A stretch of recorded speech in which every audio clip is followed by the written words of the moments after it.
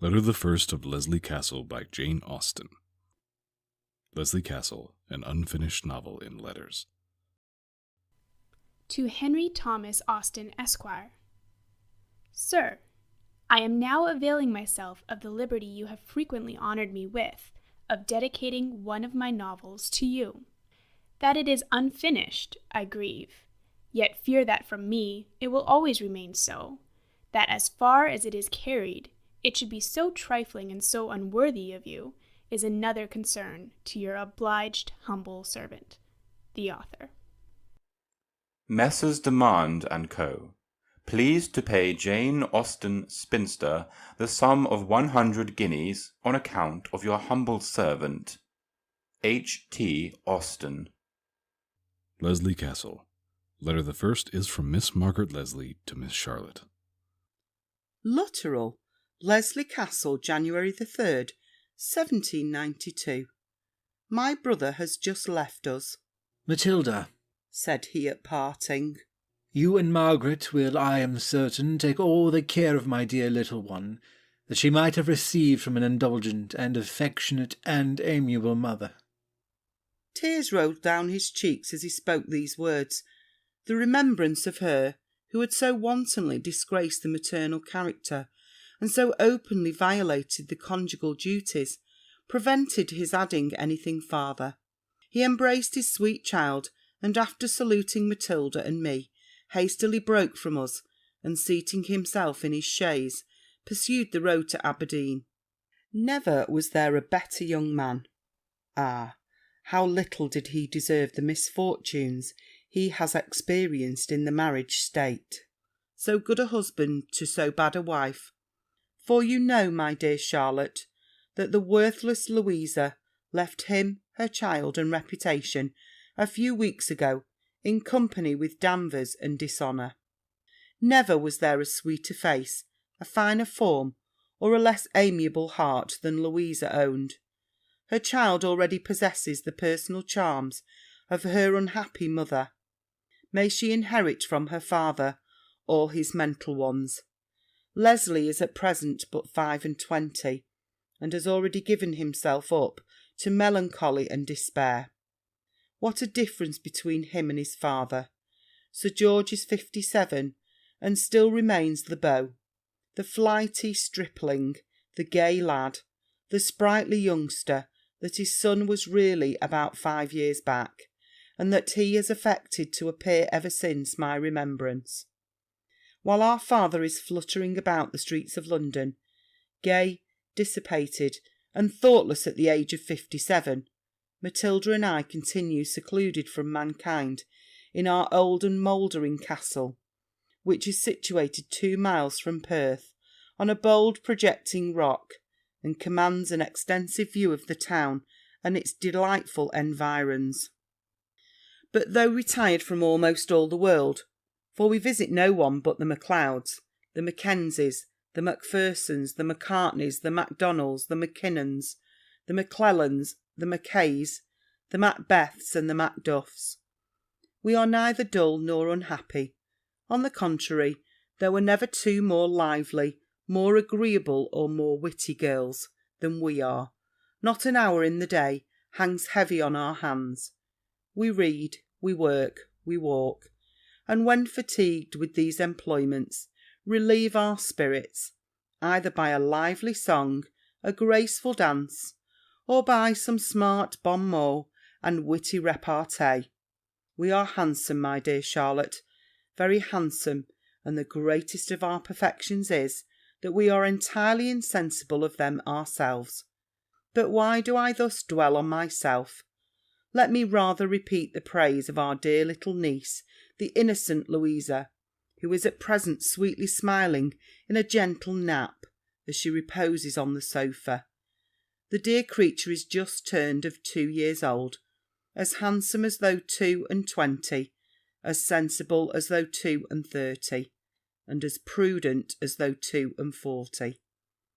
To convince you of this, I must inform you that she has a very fine complexion, and very pretty features, that she already knows the first 2 letters in the alphabet, and that she never tears her frocks.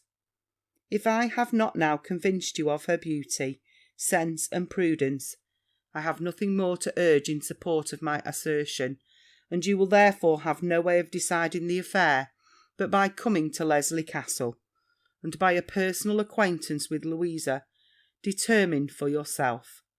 Ah, my dear friend, how happy should I be to see you within these venerable walls! It is now 4 years since my removal from school has separated me from you.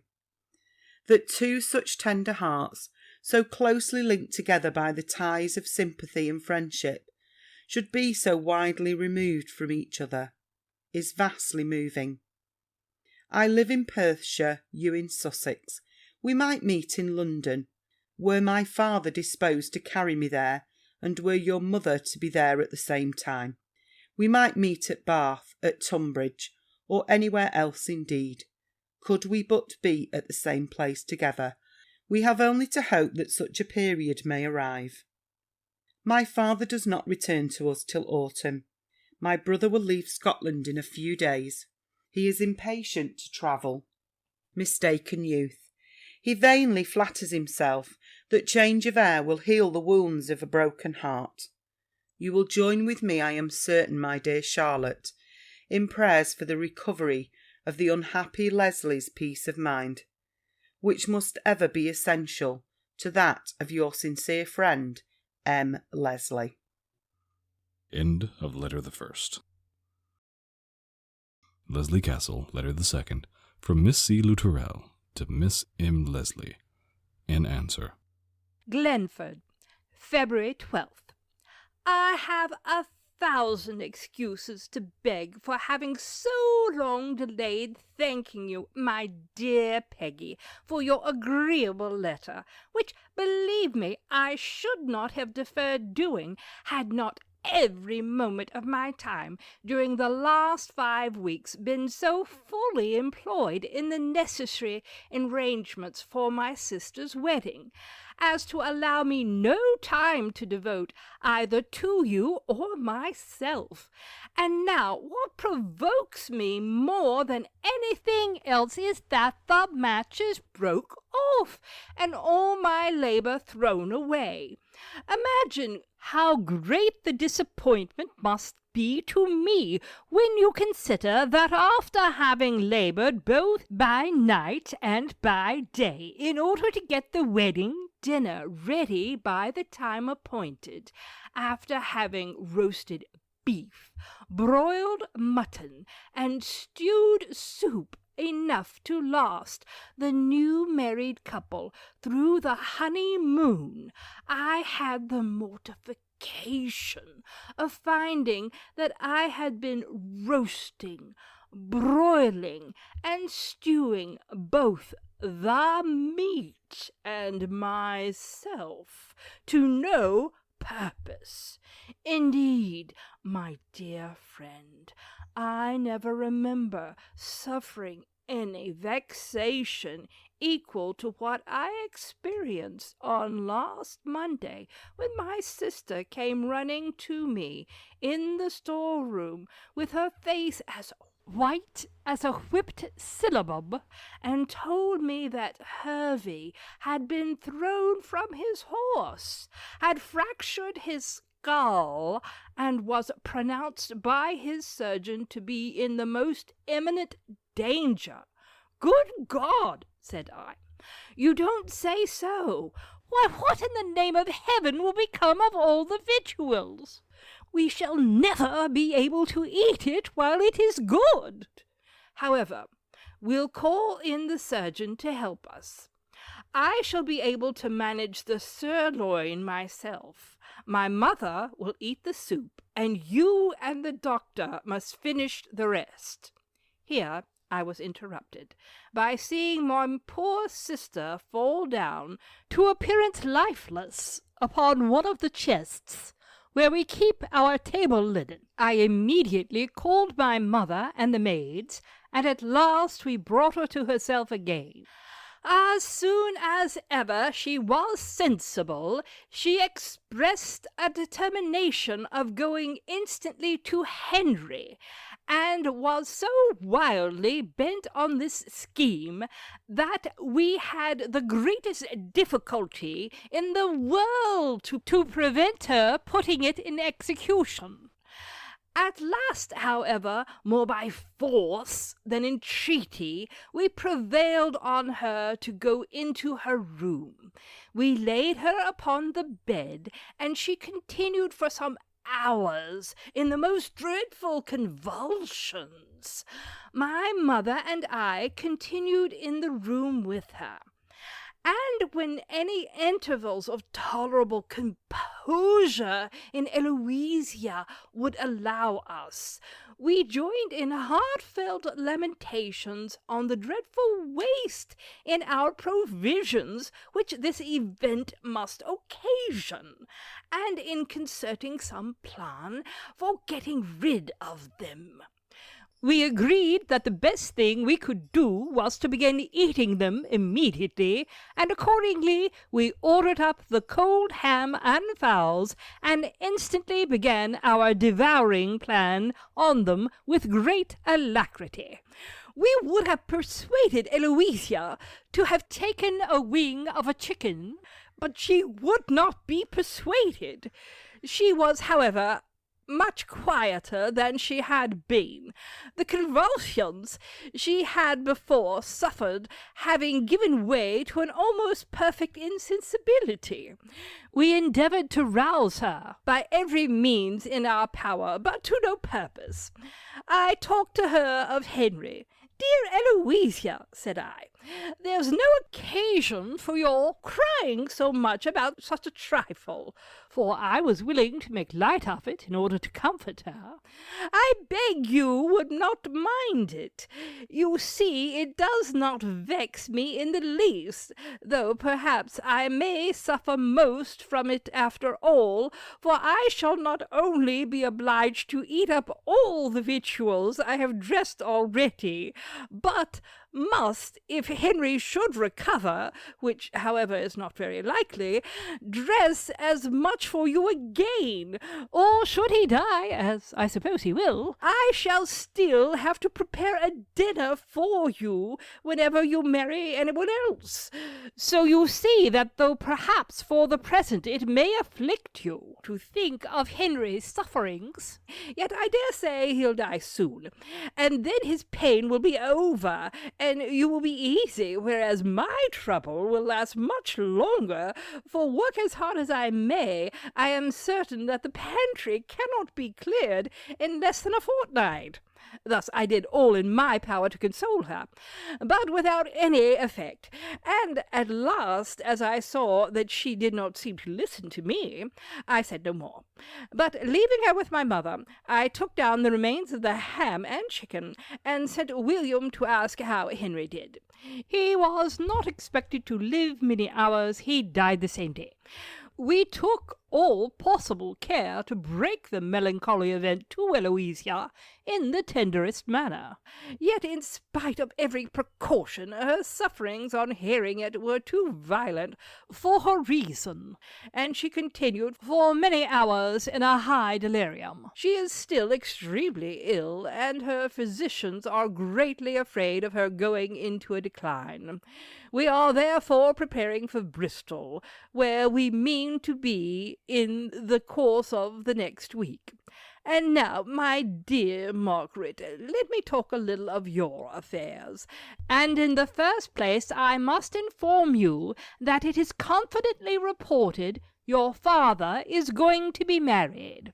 I am very unwilling to believe so unpleasing a report, and at the same time cannot wholly discredit it. I have written to my friend Susan Fitzgerald for information concerning it, which, as she is at present in town, she will be very able to give me. I know not who is the lady. I think your brother is extremely right in the resolution he has taken of travelling, as it will perhaps contribute to obliterate from his remembrance those disagreeable events which have lately so much afflicted him. I am happy to find that though secluded from all the world, neither you nor Matilda are dull or unhappy. that you may never know what it is to be either, is the wish of your sincerely affectionate C.L. P.S. I have this instant received an answer from my friend Susan, which I enclose to you, and on which you will make your own reflections. The enclosed letter. My dear Charlotte, you could not have applied for information concerning the report of Sir George Lesley's marriage to anyone better able to give it to you than I am. Sir George is certainly married. I was myself present at the ceremony, which you will not be surprised at, when I subscribe myself your affectionate Susan Lesley. End of letter the second. Lesley Castle, letter the third from Miss Margaret Lesley to Miss C. Lutterell. Lesley Castle, February the 16th. I have made my own reflections on the letter you enclosed to me, my dear Charlotte, and I will now tell you what those reflections were. I reflected that if by this second marriage Sir George should have a second family, our fortunes must be considerably diminished. That if his wife should be of an extravagant turn, she would encourage him to persevere in that gay and dissipated way of life to which little encouragement would be necessary, and which has, I fear, already proved but too detrimental to his health and fortune, that she would now become mistress of those jewels which once adorned our mother, and which Sir George had always promised us, that if they did not come into Perthshire, I should not be able to gratify my curiosity of beholding my mother-in-law, and that if they did, Matilda would no longer sit at the head of her father's table. These, my dear Charlotte, were the melancholy reflections which crowded into my imagination after perusing Susan's letter to you, and which instantly occurred to Matilda when she had perused it likewise. The same ideas, the same fears, immediately occupied her mind, and I know not which reflection distressed her most, whether the probable diminution of our fortunes, or her own consequence. We both wish very much to know whether Lady Lesley is handsome, and what is your opinion of her, as you honour her with the appellation of your friend. We flatter ourselves that she must be amiable. My brother is already in Paris. He intends to quit it in a few days, and to begin his route to Italy.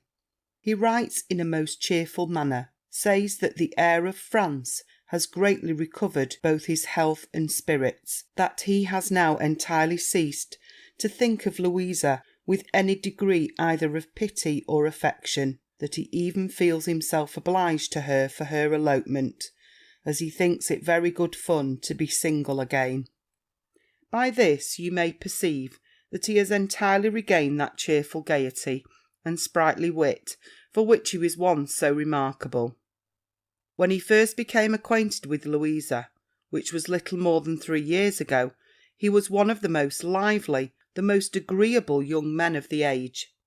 I believe you never yet heard the particulars of his first acquaintance with her.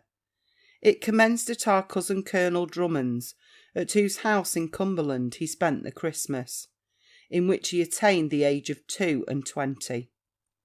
Louisa Burton was the daughter of a distant relation of Mrs. Drummond, who, dying a few months before in extreme poverty, left his only child, then about 18, to the protection of any of his relations who would protect her. Mrs. Drummond was the only one who found herself so disposed. Louisa was therefore removed from a miserable cottage in Yorkshire to an elegant mansion in Cumberland, and from every pecuniary distress that poverty could inflict to every elegant enjoyment that money could purchase. Louisa was naturally ill-tempered and cunning, but she had been taught to disguise her real disposition under the appearance of insinuating sweetness, by a father who but too well knew that to be married would be the only chance she would have of not being starved, and who flattered himself that with such an extraordinary share of personal beauty, joined to a gentleness of manners and an engaging address, she might stand a good chance of pleasing some young man who might afford to marry a girl without a shilling. Louisa perfectly entered into her father's schemes, and was determined to forward them with all her care and attention. By dint of perseverance and application, she had at length so thoroughly disguised her natural disposition under the mask of innocence and softness, as to impose upon every one who had not by a long and constant intimacy with her discovered her real character. Such was Louisa when the hapless Lesley first beheld her at Drummond House. His heart, which, to use your favourite comparison, was as delicate, as sweet, and as tender as a whipped syllabub, could not resist her attractions. In a very few days he was falling in love, shortly after actually fell, and before he had known her a month he had married her. My father was at first highly displeased at so hasty and imprudent a connection, but when he found that they did not mind it, he soon became perfectly reconciled to the match. The estate near Aberdeen, which my brother possesses by the bounty of his great uncle independent of Sir George, was entirely sufficient to support him and my sister in elegance and ease. For the first 12 months no one could be happier than Lesley, and no one more amiable to appearance than Louisa, and so plausibly did she act, and so cautiously behave, that though Matilda and I often spent several weeks together with them, yet we neither of us had any suspicion of her real disposition. After the birth of Louisa, however, which one would have thought would have strengthened her regard for Lesley, the mask she had so long supported was by degrees thrown aside, and as probably she then thought herself secure in the affection of her husband, which did indeed appear, if possible, augmented by the birth of his child, she seemed to take no pains to prevent that affection from ever diminishing. Our visits, therefore, to Dunbeath were now less frequent, and by far less agreeable than they used to be. Our absence was, however, never either mentioned or lamented by Louisa, who, in the society of young Danvers, with whom she became acquainted at Aberdeen, he was at one of the universities there, felt infinitely happier than in that of Matilda and your friend, though there certainly never were pleasanter girls than we are. You know the sad end of all Lesley's connubial happiness. I will not repeat it. Adieu, my dear Charlotte. Although I have not yet mentioned anything of the matter, I hope you will do me the justice to believe that I think and feel a great deal for your sister's affliction.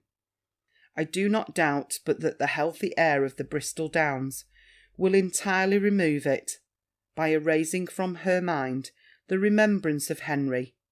I am, my dear Charlotte, yours ever, M.L. End of Letter the Third. Lesley Castle. Letter the Fourth from Miss C. Lutterell to Miss M. Lesley. Bristol, February 27th.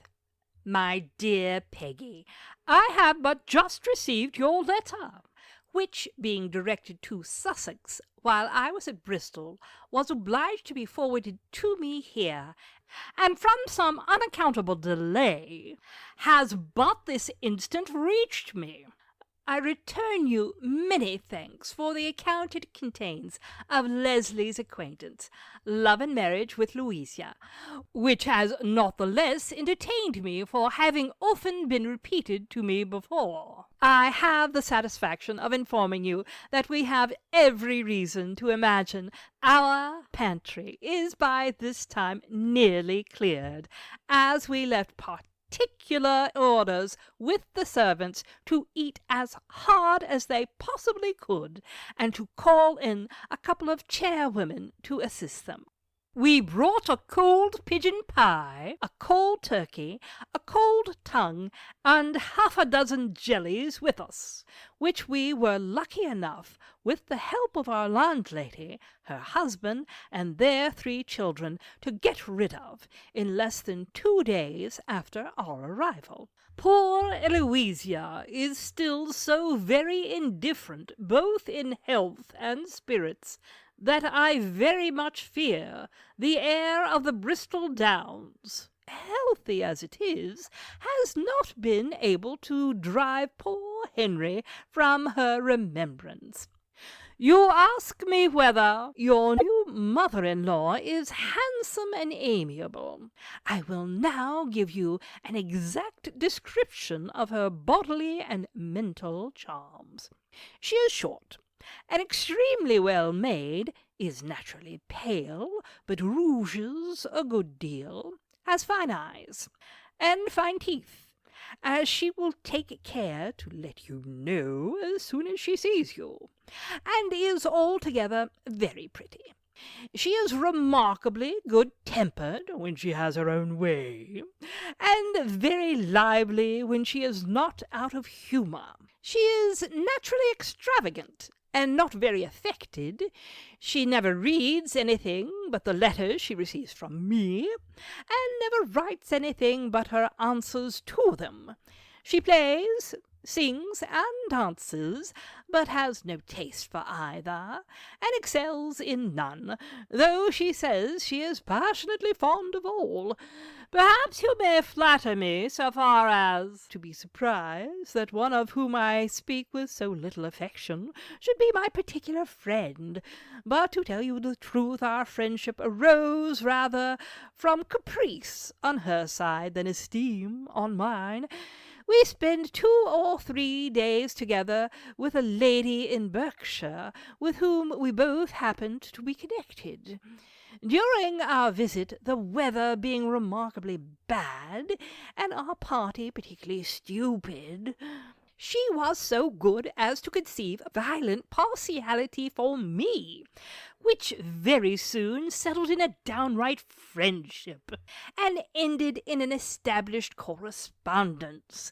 She is probably by this time as tired of me as I am of her, but as she is too polite, and I am too civil to say so, our letters are still as frequent and affectionate as ever, and our attachment as firm and sincere as when it first commenced.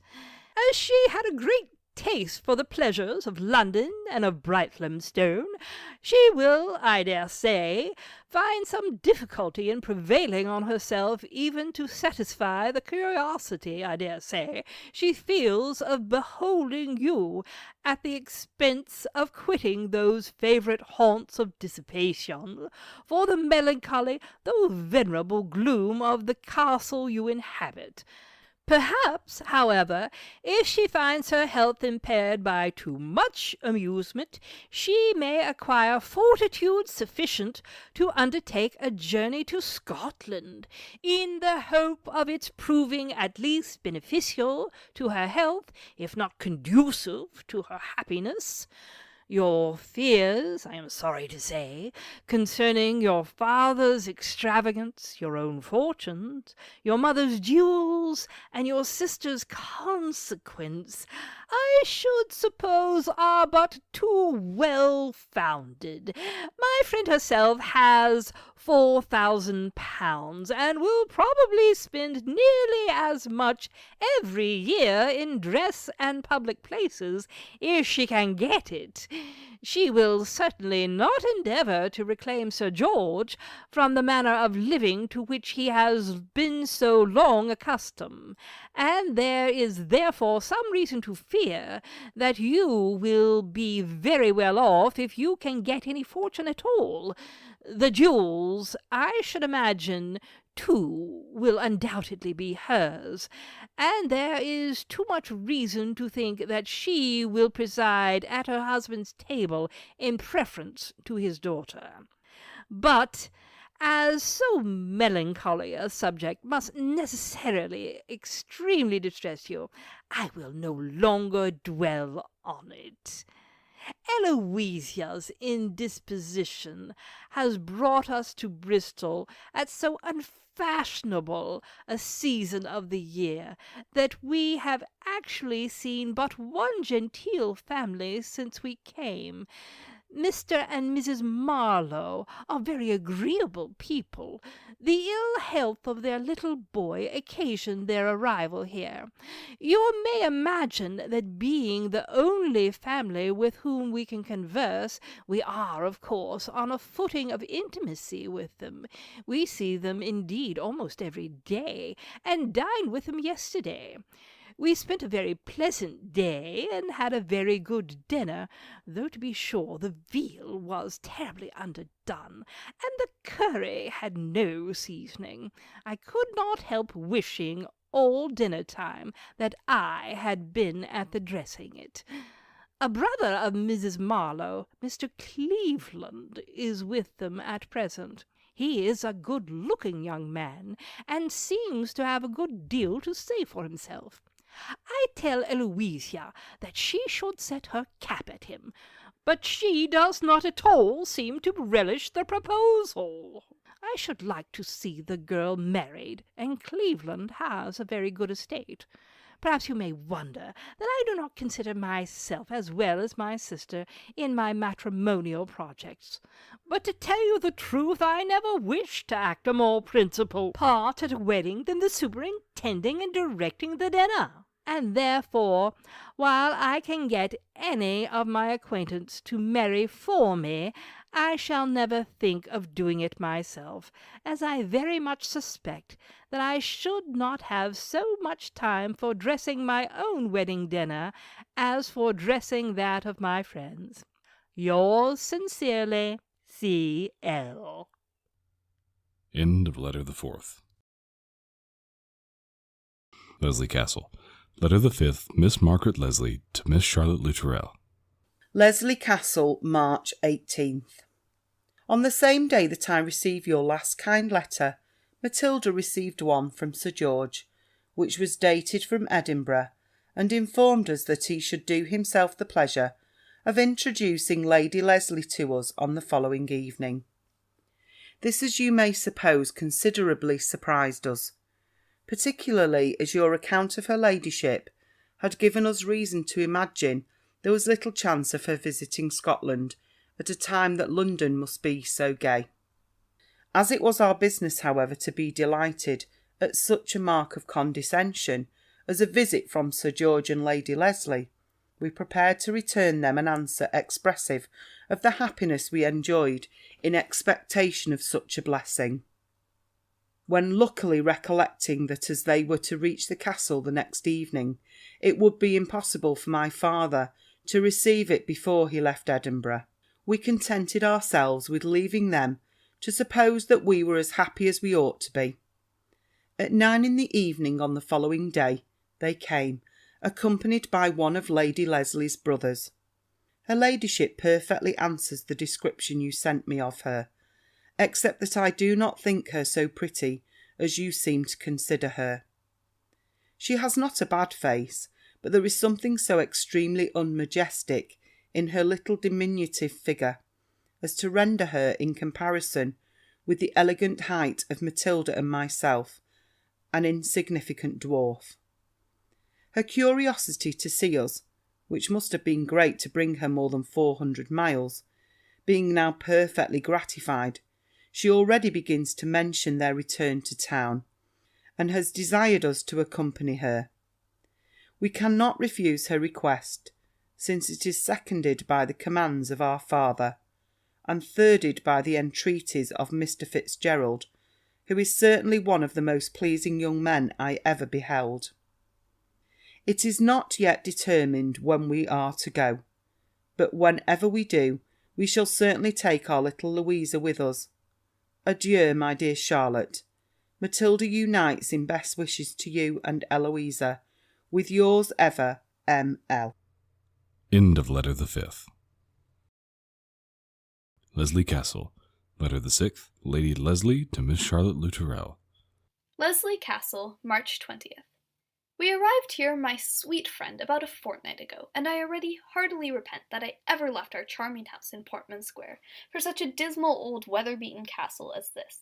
You can form no idea sufficiently hideous of its dungeon-like form. It is actually perched upon a rock to appearance so totally inaccessible that I expected to have been pulled up by a rope, and sincerely repented having gratified my curiosity to behold my daughters at the expense of being obliged to enter their prison in so dangerous and ridiculous a manner. But as soon as I once found myself safely arrived in the inside of this tremendous building, I comforted myself with the hope of having my spirits revived by the sight of two beautiful girls, such as the Miss Lesleys had been represented to me at Edinburgh. But here again I met with nothing but disappointment and surprise. Matilda and Margaret Lesley are two great, tall, out-of-the-way, overgrown girls, just of a proper size to inhabit a castle almost as large in comparison as themselves. I wish, my dear Charlotte, that you could but behold these Scotch giants. I am sure they would frighten you out of your wits. They will do very well as foils to myself, so I have invited them to accompany me to London, where I hope to be in the course of a fortnight. Besides these two fair damsels, I found a little humoured brat here, who I believe is some relation to them. They told me who she was, and gave me a long rigmarole story of her father and a Miss Somebody, which I have entirely forgot. I hate scandal, and detest children. I have been plagued ever since I came here with tiresome visits from a parcel of Scotch wretches, with terrible hard names. They were so civil, gave me so many invitations, and talked of coming again so soon, that I could not help affronting them. I suppose I shall not see them any more, and yet as a family party we are so stupid that I do not know what to do with myself. These girls have no music but Scotch airs, no drawings but Scotch mountains, and no books but Scotch poems, and I hate everything Scotch. In general, I can spend half the day at my toilet with a great deal of pleasure, but why should I dress here, since there is not a creature in the house whom I have any wish to please? I have just had a conversation with my brother, in which he has greatly offended me, and which, as I have nothing more entertaining to send you, I will give you the particulars of. You must know that I have, for these 4 or 5 days past, strongly suspected William of entertaining a partiality to my eldest daughter. I own, indeed, that had I been inclined to fall in love with any woman, I should not have made the choice of Matilda Lesley for the object of my passion, for there is nothing I hate so much as a tall woman. But, however, there is no accounting for some men's taste, and as William is himself nearly 6 feet high, it is not wonderful that he should be partial to that height. Now, as I have a very great affection for my brother, and should be extremely sorry to see him unhappy, which I suppose he means to be if he cannot marry Matilda, as moreover I know that his circumstances will not allow him to marry anyone without a fortune, and that Matilda's is entirely dependent on her father, who will neither have his own inclination nor my permission to give her anything at present, I thought it would be doing a good-natured action by my brother to let him know as much, in order that he might choose for himself whether to conquer his passion or love and despair. Accordingly, finding myself this morning alone with him in one of the horrid old rooms of this castle, I opened the cause to him in the following manner. Well, my dear William, what do you think of these girls? For my part, I do not find them so plain as I expected, but perhaps you may think me partial to the daughters of my husband, and perhaps you are right. They are indeed so very like Sir George that it is natural to think— My dear Susan, cried he in a tone of the greatest amazement, you do not really think they bear the least resemblance to their father. He is so very plain. But I beg your pardon. I had entirely forgotten to whom I was speaking. Oh, pray don't mind me, replied I. Everyone knows Sir George is horribly ugly, and I assure you I always thought him a fright. You surprise me extremely, answered William, by what you say, both with respect to Sir George and his daughters. You cannot think your husband so deficient in personal charms as you speak of, nor can you surely see any resemblance between him and the Miss Lesleys, who are, in my opinion, perfectly unlike him and perfectly handsome. If that is your opinion with regard to the girls, it certainly is no proof of their father's beauty, for if they are perfectly unlike him, and very handsome at the same time, it is natural to suppose that he is very plain. By no means, said he, for what may be pretty in a woman may be very unpleasing in a man. But you yourself, replied I, but a few minutes ago allowed him to be very plain. Men are no judges of beauty in their own sex, said he. Neither men nor women can think Sir George tolerable. Well, well, said he. We will not dispute about his beauty, but your opinion of his daughters is surely very singular, for if I understood you right, you said you did not find them so plain as you expected to do. Why do you find them plainer then? Said I. I can scarcely believe you to be serious, returned he, when you speak of their persons in so extraordinary a manner. Do not you think the Miss Lesleys are two very handsome young women? Lord, no, cried I think them terribly plain. Plain? Replied he. My dear Susan, you cannot really think so. Why, what single feature in the face of either of them can you possibly find fault with? Oh, trust me for that, replied I. Come, I will begin with the eldest, with Matilda. Shall I, William? I looked as cunning as I could when I said it, in order to shame him. They are so much alike, said he, that I should suppose the faults of one would be the faults of both. Well, then, in the first place, they are both so horribly tall. They are taller than you are, indeed, said he with a saucy smile. Nay, said I know nothing of that. Well, but, he continued, though they may be above the common size, their figures are perfectly elegant, and as to their faces, their eyes are beautiful.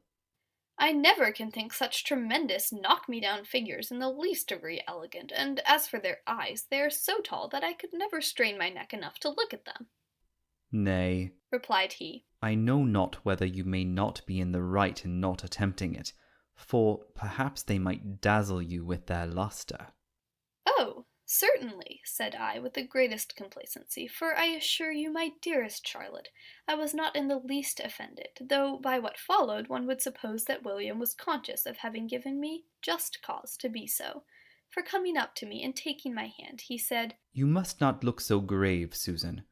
You will make me fear that I have offended you. Offended me? Dear brother, how came such a thought in your head? Returned I. No, really, I assure you that I am not in the least surprised at your being so warm an advocate for the beauty of these girls. Well, but, interrupted William, remember that we have not yet concluded our dispute concerning them.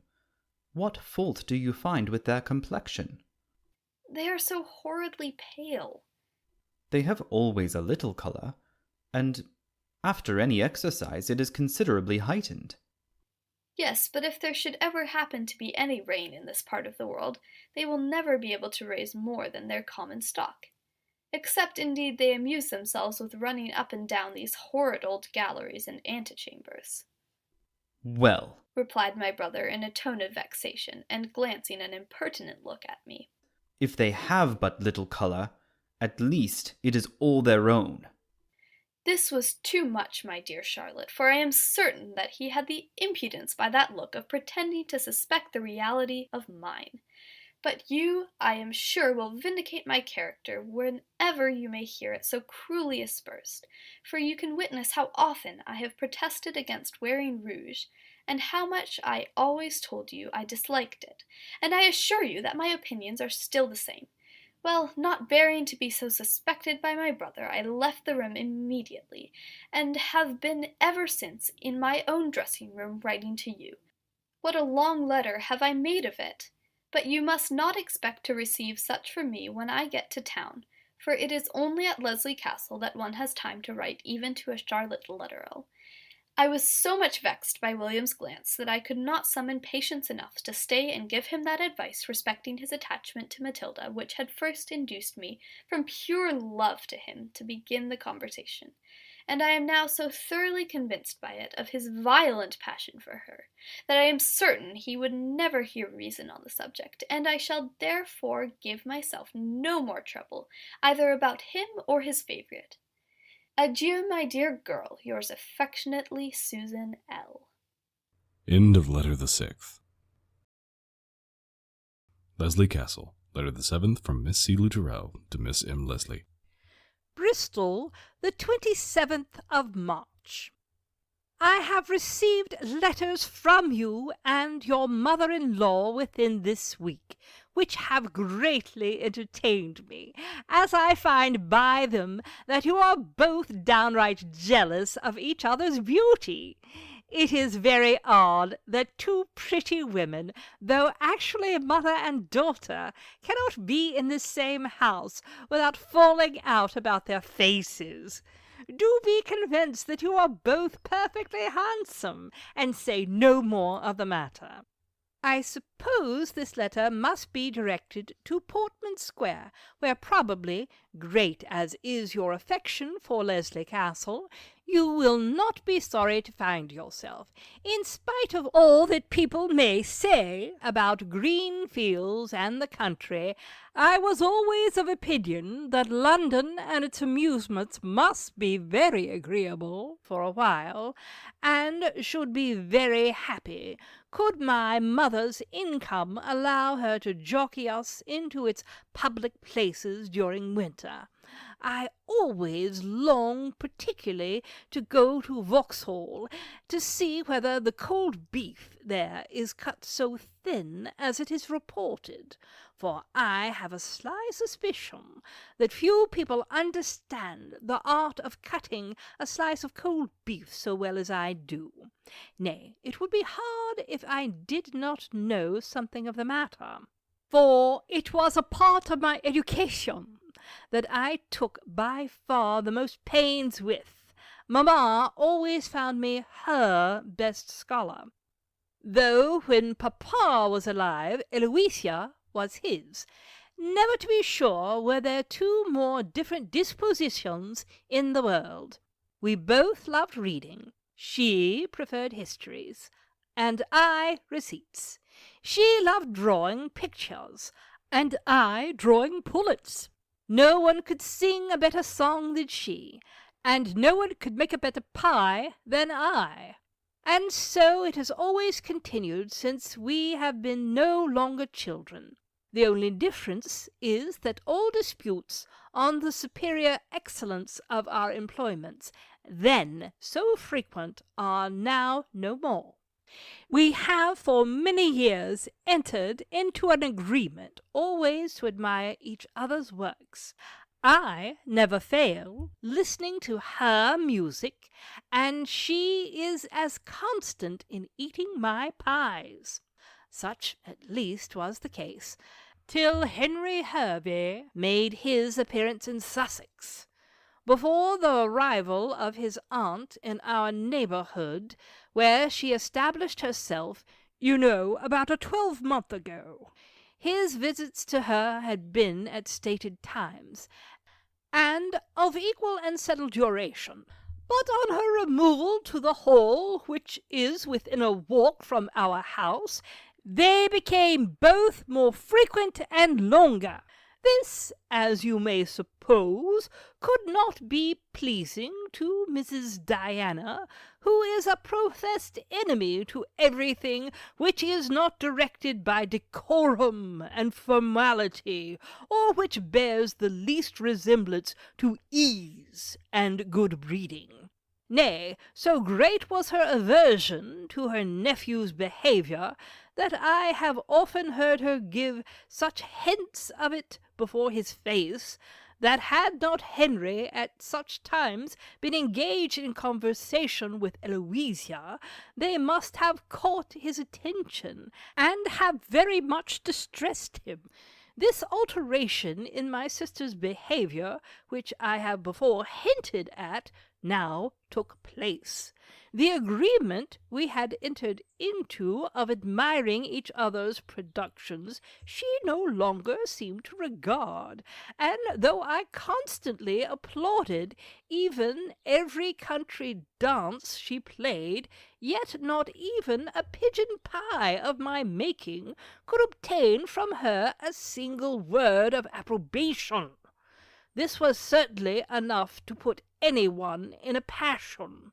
However, I was as cool as a cream cheese, and having formed my plan, and concerted a scheme of revenge, I was determined to let her have her own way, and not even to make her a single reproach. My scheme was to treat her as she treated me, and though she might even draw my own picture, or play Malbrook, which is the only tune I ever really liked, not to say so much as "Thank you, Eloisa," though I had for many years constantly hallooed whenever she played "Bravo! Bravissimo! Encore! Da capo! Allegretto! Con expression!" and "Poco presto," with many other such outlandish words, all of them, as Eloisa told me, expressive of my admiration. And so indeed I suppose they are, as I see some of them in every page of every music book, being the sentiments, I imagine, of the composer. I executed my plan with great punctuality. I cannot say success, for alas! my silence while she played seemed not in the least to displease her. On the contrary, she actually said to me one day, "Well, Charlotte, I am very glad to find that you have, at last, left off that ridiculous custom of applauding my execution on the harpsichord till you made my head ache and yourself hoarse. I feel very much obliged to you for keeping your admiration to yourself." I never shall forget the very witty answer I made to this speech. "Eloisa," said I beg you would be quite at your ease with respect to all such fears in future, for be assured that I shall always keep my admiration to myself and my own pursuits, and never extend it to yours." This was the only very severe thing I ever said in my life. Not but that I have often felt myself extremely satirical, but it was the only time I ever made my feelings public. I suppose there never were two young people who had a greater affection for each other than Henry and Eloisa. No, the love of your brother for Miss Burton could not be so strong, though it might be more violent. You may imagine, therefore, how provoked my sister must have been to have him play her such a trick. Poor girl, she still laments his death with undiminished constancy, notwithstanding he has been dead more than 6 weeks. But some people mind such things more than others. The ill state of health into which his loss has thrown her makes her so weak and so unable to support the least exertion that she has been in tears all this morning merely from having taken leave of Mrs. Marlowe, who with her husband, brother, and child are to leave Bristol this morning. I am sorry to have them go, because they are the only family with whom we have here any acquaintance. But I never thought of crying, to be sure. Eloisa and Mrs. Marlowe have always been more together than with me, and have therefore contracted a kind of affection for each other, which does not make tears so inexcusable in them as they would be in me. The Marlowes are going to town. Cleveland accompanies them. As neither Eloisa nor I could catch him, I hope you and Matilda may have better luck. I know not when we shall leave Bristol. Eloisa's spirits are so low that she is very averse to moving, and yet is certainly by no means mended by her residence here. A week or 2 will, I hope, determine our measures. In the meantime, believe me, and etc., Charlotte Lutterell. End of letter the 7th. Lesley Castle. Letter the 8th, Miss Lutterell to Mrs. Marlowe. Bristol, April 4th. I feel myself greatly obliged to you, my dear Emma, for such a mark of your affection as I flatter myself, was conveyed in the proposal you made me of our corresponding. I assure you that it will be a great relief to me to write to you, and as long as my health and spirits will allow me, you will find me a very constant correspondent. I will not say an entertaining one, for you know my situation sufficiently not to be ignorant that in me mirth would be improper, and I know my own heart too well not to be sensible that it would be unnatural. You must not expect news, for we see no one with whom we are in the least acquainted, or in whose proceedings we have any interest. You must not expect scandal, for, by the same rule, we are equally debarred either from hearing or inventing it. You must expect from me nothing but the melancholy effusions of a broken heart, which is ever reverting to the happiness it once enjoyed, and which ill supports its present wretchedness. The possibility of being able to write, to speak to you of my lost Henry, will be a luxury to me, and your goodness will not, I know, refuse to read what it will so much relieve my heart to write. I once thought that to have what is in general called a friend, I mean one of my own sex, to whom I might speak with less reserve than to any other person, independent of my sister, would never be an object of my wishes. But how much was I mistaken!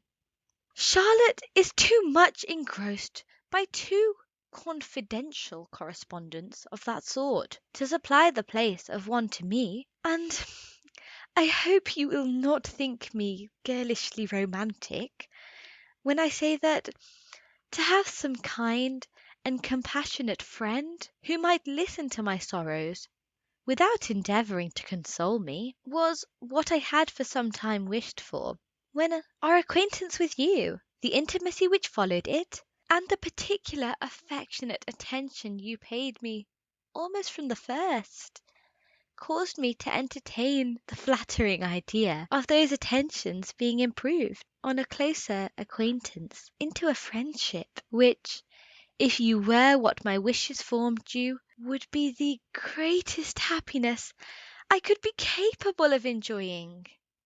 To find that such hopes are realized is a satisfaction indeed, a satisfaction which is now almost the only one I can ever experience. I feel myself so languid that I am sure, were you with me, you would oblige me to leave off writing, and I cannot give you a greater proof of my affection for you than by acting as I know you would wish me to do, whether absent or present. I am, my dear Emma's sincere friend, E.L. End of letter the 8th. Lesley Castle. Letter the 9th from Mrs. Marlowe to Miss Lutterell. Grosvenor Street, April 10th. Need I say, my dear Eloisa, how welcome your letter was to me? I cannot give a greater proof of the pleasure I received from it, or of the desire I feel that our correspondence may be regular and frequent, than by setting you so good an example as I now do in answering it before the end of the week. But do not imagine that I claim any merit in being so punctual. On the contrary, I assure you that it is a far greater gratification to me to write to you than to spend the evening either at a concert or a ball. Mr. Marlowe is so desirous of my appearing at some of the public places every evening that I do not like to refuse him, but at the same time so much wish to remain at home that, independent of the pleasure I experience in devoting any portion of my time to my dear Eloisa, yet the liberty I claim, from having a letter to write, of spending an evening at home with my little boy, you know me well enough to be sensible, will of itself be a sufficient inducement, if one is necessary, to my maintaining with pleasure a correspondence with you. As to the subject of your letters to me, whether grave or merry, if they concern you, they must be equally interesting to me. Not but that I think the melancholy indulgence of your own sorrows by repeating them and dwelling on them to me will only encourage and increase them, and that it will be more prudent in you to avoid so sad a subject. But yet, knowing as I do what a soothing and melancholy pleasure it must afford you, I cannot prevail on myself to deny you so great an indulgence, and will only insist on your not expecting me to encourage you in it by my own letters. On the contrary, I intend to fill them with such lively wit and enlivening humour as shall even provoke a smile in the sweet but sorrowful countenance of my Eloisa. In the first place, you are to learn that I have met your sister's 3 friends, Lady Lesley and her daughters, twice in public since I have been here. I know you will be impatient to hear my opinion of the beauty of 3 ladies of whom you have heard so much. Now, as you are too ill and too unhappy to be vain, I think I may venture to inform you that I like none of their faces so well as I do your own. Yet they are all handsome. Lady Lesley indeed I have seen before. Her daughters, I believe, would in general be said to have a finer face than her ladyship, and yet what with the charms of a blooming complexion, a little affectation, and a great deal of small talk, in each of which she is superior to the young ladies, she will, I dare say, gain herself as many admirers as the more regular features of Matilda and Margaret. I am sure you will agree with me in saying that they can none of them be of a proper size for real beauty, when you know that 2 of them are taller, and the other shorter than ourselves. In spite of this defect, or rather by reason of it, there is something very noble and majestic in the figures of the Miss Lesleys, and something agreeably lively in the appearance of their pretty little mother-in-law. But though one may be majestic and the other lively, yet the faces of neither possess that bewitching sweetness of my Eloisa's, which her present languor is so far from diminishing. What would my husband and brother say of us if they knew all the fine things I have been saying to you in this letter? It is very hard that a pretty woman is never to be told she is so by any one of her own sex, without that person's being suspected to be either her determined enemy or her professed toad-eater. How much more amiable are women in that particular? One man may say 40 civil things to another without our supposing that he is ever paid for it, and provided he does his duty by our sex, we care not how polite he is to his own. Mrs. Lutterell will be so good as to accept my compliments, Charlotte, my love, and Eloisa the best wishes for the recovery of her health and spirits that can be offered by her affectionate friend E. Marlowe. I am afraid this letter will be but a poor specimen of my powers in the witty way, and your opinion of them will not be greatly increased when I assure you that I have been as entertaining as I possibly could. End of letter the 9th. Lesley Castle, letter the 10th from Miss Margaret Lesley to Miss Charlotte Lutterell. Portman Square, April 13th. My dear Charlotte, we left Lesley Castle on the 28th of last month, and arrived safely in London after a journey of 7 days. I had the pleasure of finding your letter here waiting my arrival, for which you have my grateful thanks. My dear friend, I every day more regret the serene and tranquil pleasures of the castle we have left, in exchange for the uncertain and unequal amusements of this vaunted city. Not that I will pretend to assert that these uncertain and unequal amusements are in the least degree unpleasing to me. On the contrary, I enjoy them extremely, and should enjoy them even more, were I not certain that every appearance I make in public but rivets the chains of those unhappy beings whose passion it is impossible not to pity, though it is out of my power to return. In short, my dear Charlotte, it is my sensibility for the sufferings of so many amiable young men, my dislike of the extreme admiration I meet with, and my aversion to being so celebrated, both in public, in private, in papers, and in print shops, that are the reasons why I cannot more fully enjoy the amusements, so various and pleasing, of London. How often have I wished that I possessed as little personal beauty as you do, that my figure were as inelegant, my face as unlovely, and my appearance as unpleasing as yours. But what little chance is there of so desirable an event? I have had the smallpox, and must therefore submit to my unhappy fate. I am now going to entrust you, my dear Charlotte, with a secret which has long disturbed the tranquillity of my days, and which is of a kind to require the most inviolable secrecy from you. Last Monday se'nnight, Matilda and I accompanied Lady Lesley to a rout at that Honourable Mrs. Kickabout's. We were escorted by Mr. Fitzgerald, who is a very amiable young man in the main, though perhaps a little singular in his taste. He is in love with Matilda. We had scarcely paid our compliments to the lady of the house, and curtsied to 60 different people, when my attention was attracted by the appearance of a young man, the most lovely of his sex, who at that moment entered the room with another gentleman and lady. From the first moment I beheld him, I was certain that on him depended the future happiness of my life. Imagine my surprise when he was introduced to me by the name of Cleveland. I instantly recognised him as the brother of Mrs. Marlowe, and the acquaintance of my Charlotte at Bristol. Mr. and Mrs. M. were the gentleman and lady who accompanied him. You do not think Mrs. Marlowe handsome. The elegant address of Mr. Cleveland, his polished manners and delightful bow, at once confirmed my attachment. He did not speak, but I can imagine everything he would have said had he opened his mouth. I can picture to myself the cultivated understanding, the noble sentiments, and elegant language which would have shone so conspicuous in the conversation of Mr. Cleveland. The approach of Sir James Gower, one of my too numerous admirers, prevented the discovery of any such powers by putting an end to a conversation we had never commenced, and by attracting my attention to himself.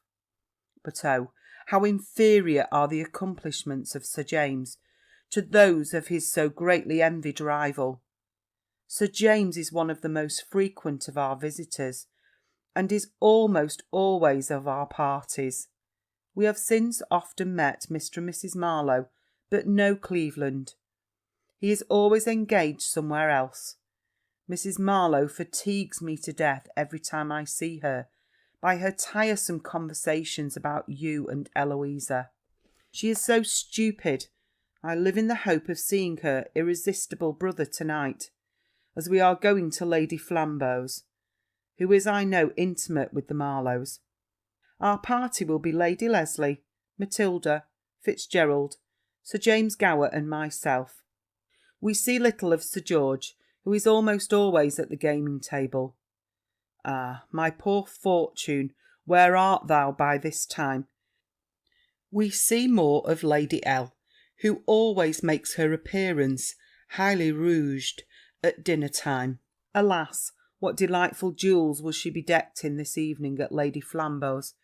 Yet I wonder how she can herself delight in wearing them. Surely she must be sensible of the ridiculous impropriety of loading her little diminutive figure with such superfluous ornaments. Is it possible that she cannot know how greatly superior an elegant simplicity is to the most studied apparel? Would she but present them to Matilda and me, how greatly should we be obliged to her! How becoming would diamonds be on our fine majestic figures, and how surprising it is that such an idea should never have occurred to her!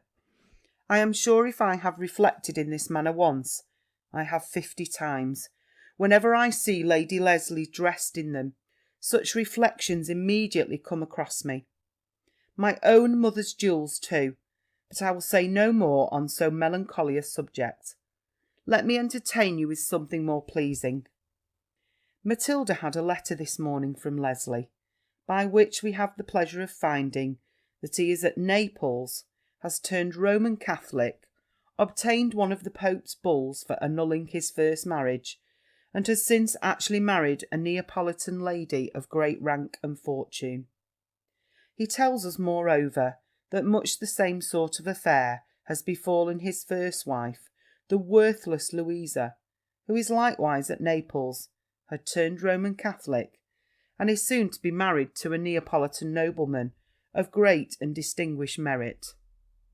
He says that they are at present very good friends, have quite forgiven all past errors, and intend in future to be very good neighbours. He invites Matilda and me to pay him a visit to Italy, and to bring him his little Louisa, whom both her mother, stepmother, and himself are equally desirous of beholding. As to our accepting his invitation, it is at present very uncertain. Lady Lesley advises us to go without loss of time. Fitzgerald offers to escort us there, but Matilda has some doubts of the propriety of such a scheme.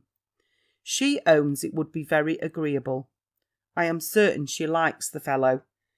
My father desires us not to be in a hurry, as perhaps if we wait a few months, both he and Lady Lesley will do themselves the pleasure of attending us. Lady Lesley says no, that nothing will ever tempt her to forego the amusements of Bright Helmstone for a journey to Italy merely to see our brother. No, says the disagreeable woman. I have once in my life been fool enough to travel I don't know how many 100 miles to see 2 of the family, and I found it did not answer, so deuce take me if I am ever so foolish again. So says her ladyship, but Sir George still perseveres in saying that perhaps in a month or 2 they may accompany us. Adieu, my dear Charlotte. Yours faithful, Margaret Lesley. End of letter the 10th. End of Lesley Castle by Jane Austen.